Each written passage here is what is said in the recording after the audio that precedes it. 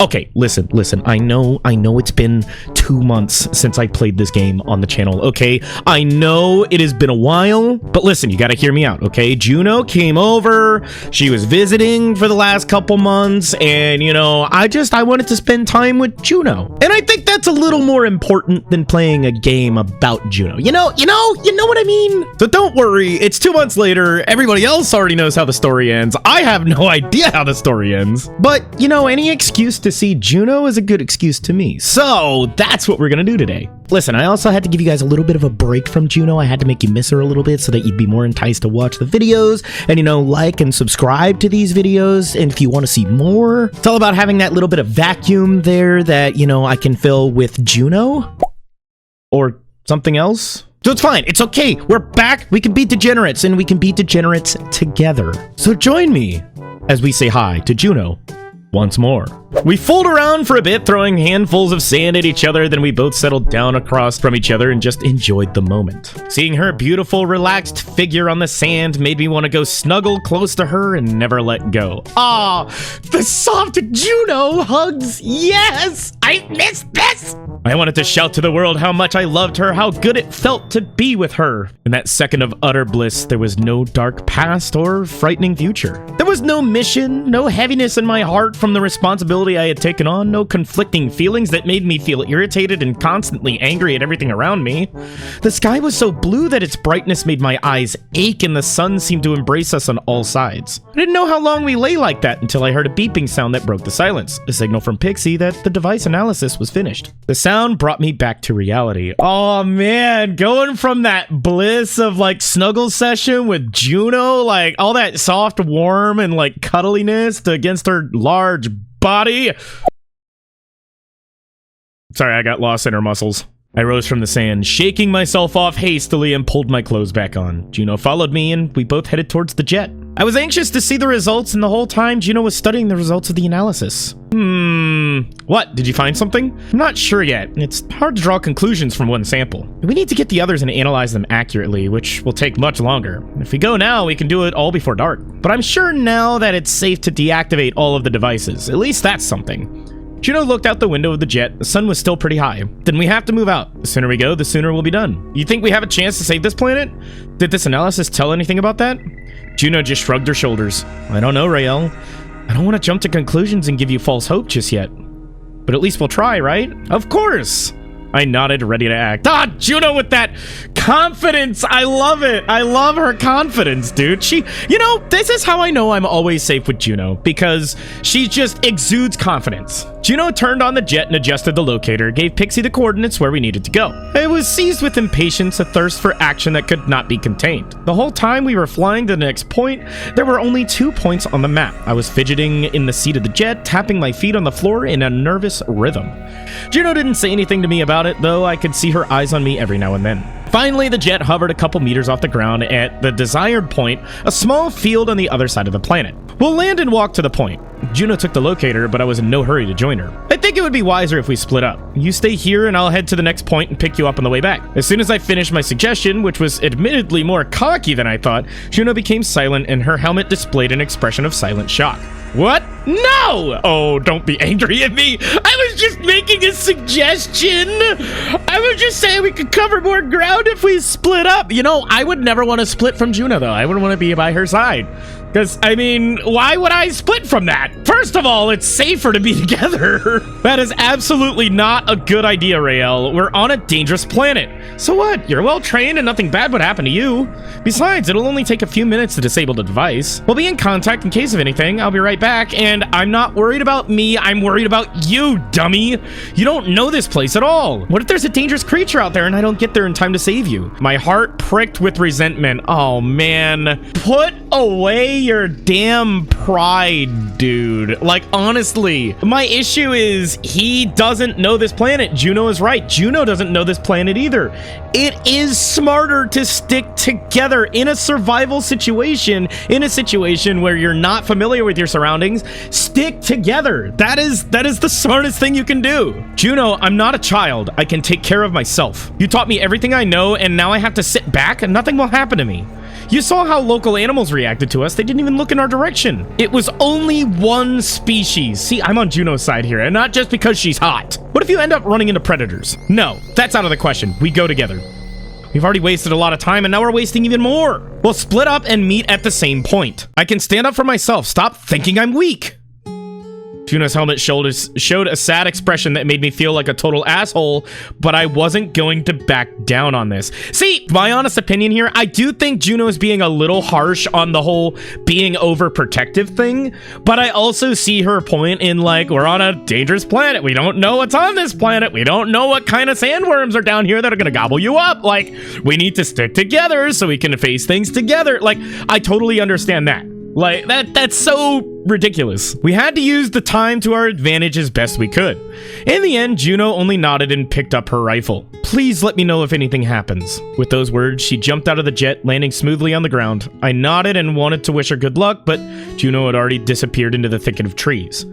But I also think it's important that Juno understands how she's making us feel like we're pretty much useless even after all this training. After giving her a look, I returned to the control panel and asked Pixie to take me to the next point. The flight took a little time, during which I got my rifle ready and picked up the second locator, then landed on the side of the wide river and set down off the trail. I didn't know how long I'd have to walk. The jet could fly right up to the point because of the abundant dense thickets of forest, so once again, I had to waste time walking. See, again, I wish I could see these backgrounds in their entirety because I can tell it looks like a lot of illustration work went into these backgrounds. That's like my only gripe about this so far.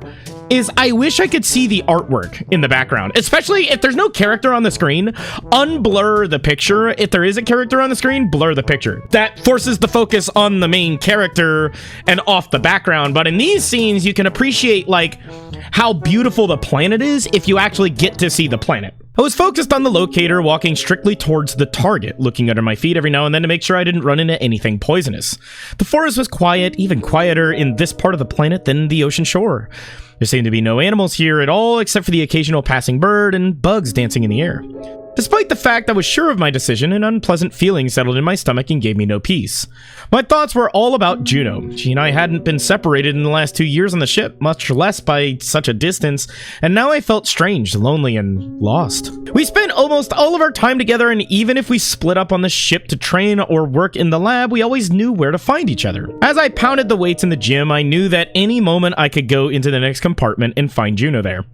But now she was somewhere far away, out of my sight, on an unknown planet, and I was getting more and more anxious. In 2 years, we'd barely gotten off the ground. All we could do was fly from one planet to another, rarely landing on them because it was always too late. Some were ruined and floating in space as fragments of stone, while others, even from space, looked dead and rotting away, living their last hours in agony.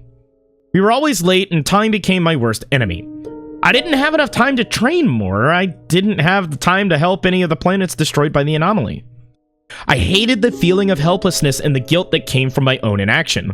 All I could do was train and absorb Juno's teachings, but I was nowhere near her level in terms of both knowledge and strength. So all the tiny success that we managed to achieve was the result of Juno's hard work, which made me feel like a useless anchor. In fact, Juno didn't have to be concerned with finding the anomaly and trying to stop it at all.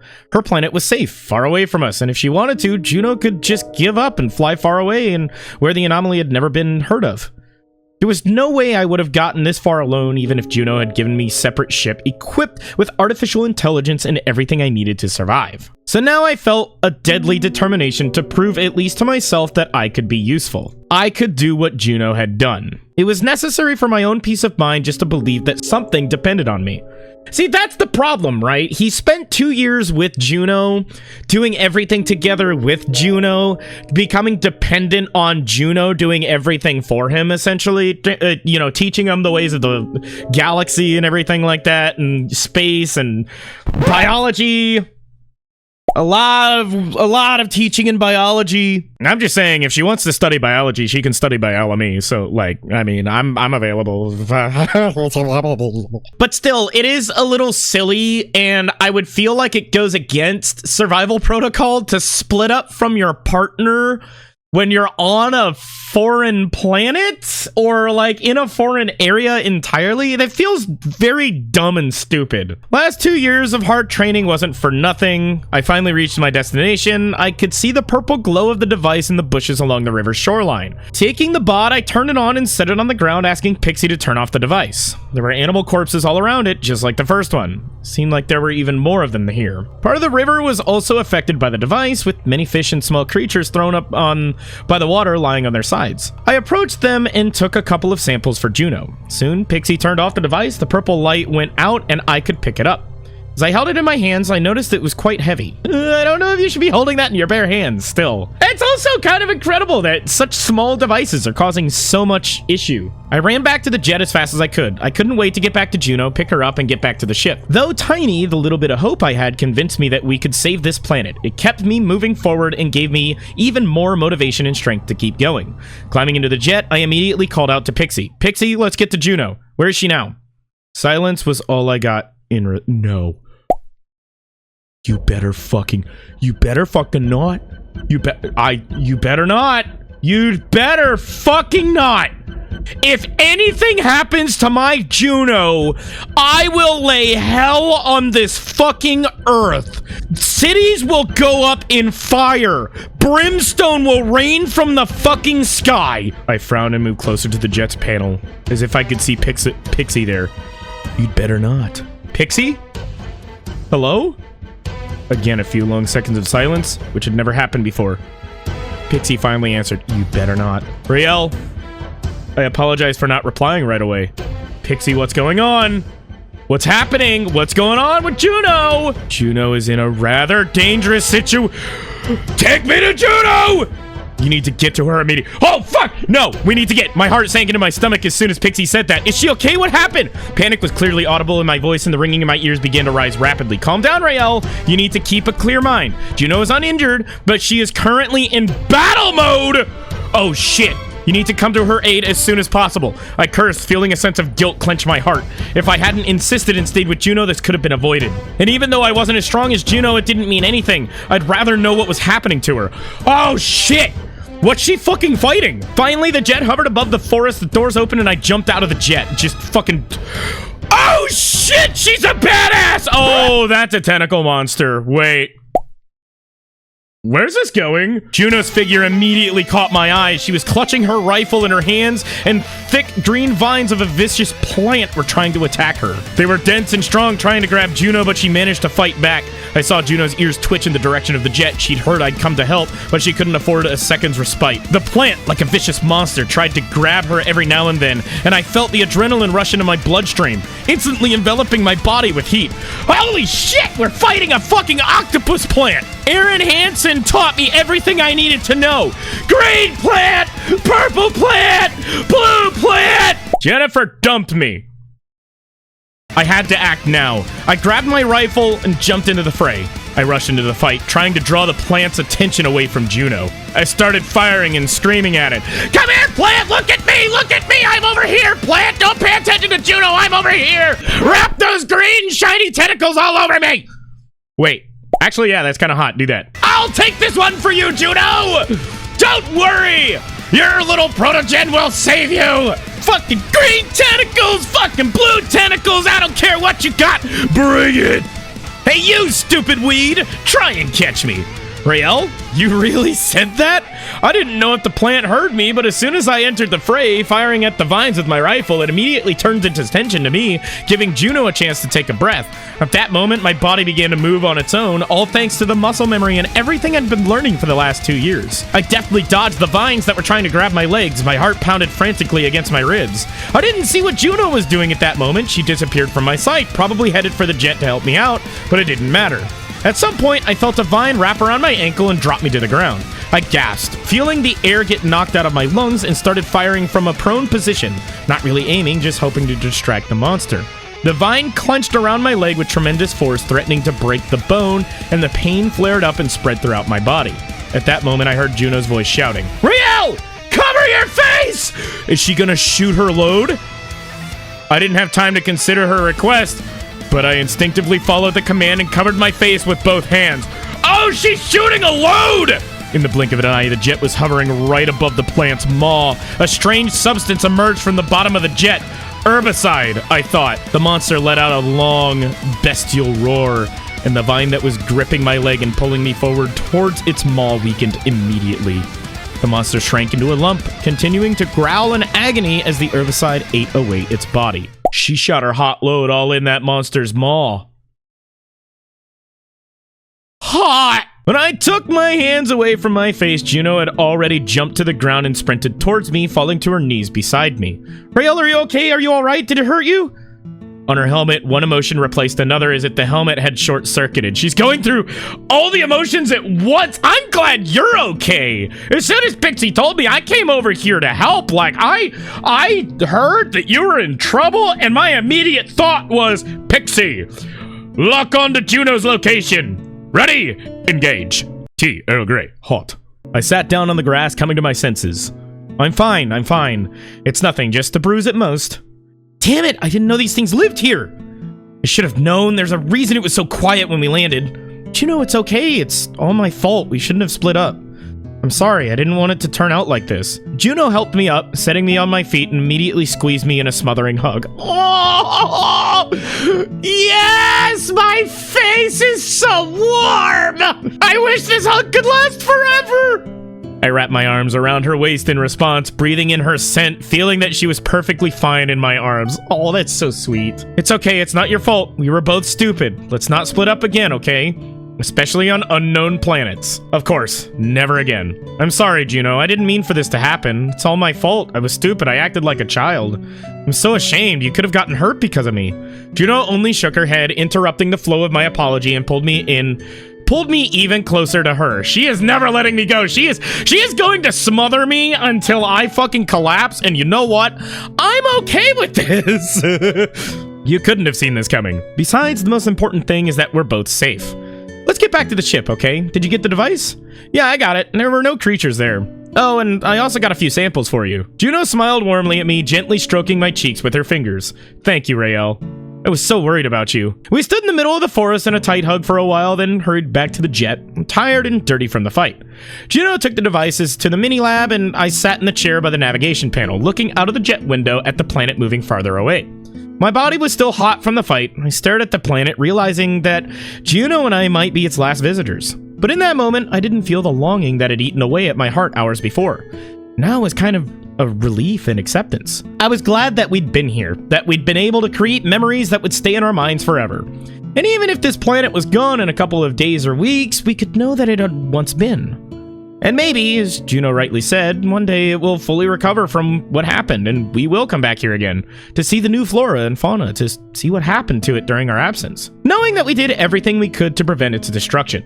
Oh. The next day! While Juno carried the devices to the lab, we went straight to the shower. All I wanted to do was wash away the signs of the struggle and the grains of sand that clung to my skin after our time on the beach. Finally, I felt the fatigue rolling through my muscles. It wasn't every day that I went into battle, after all. What happened on the planet today made me realize that all the training I had done wasn't really helping me. I beg to differ. I think that training helped you quite a bit. I think you from before would not have been able to go in and help Juno that way. In all honesty. From the first game, absolutely not. No. Your training gave you that survival instinct of, like, muscle memory and everything. To be able to give Juno the ability to breathe and step back and think about what she needed to do and then launch the herbicide into the plant's face. That's kind of hot that she was able to handle that like that. Yes, I had become more agile and fast, and my endurance had improved, but sparring with Juno in the gym, where everything was so clear and easy, couldn't compare to a real fight that could happen anywhere. And that's where I think you lack experience, is actual experience. In a lab, you're safe. Out in the wild, you're not entirely safe. The fact that my opponent wasn't someone whose techniques and behavior I knew, but an unknown creature, only heightened my desire to improve and train until I reached my limits. I realized that only real practice would prepare me for the tests ahead and make me worthy of being Juno's partner. It was terrifying to imagine that today things could have turned out differently, and I could have lost her due to a stupid accident. What would I do then? I would probably blame myself for the rest of my life, which would have been significantly diminished without her. Yes, I had some knowledge of the ship's controls, but it still wasn't enough. I couldn't continue traveling knowing that Juno was dead and I wasn't strong enough to protect her. Today, I truly understood the risky game that Juno and I were playing. I realized what I had gotten myself into, driven by revenge. But no matter how terrible it was, I couldn't back down. I had no right to.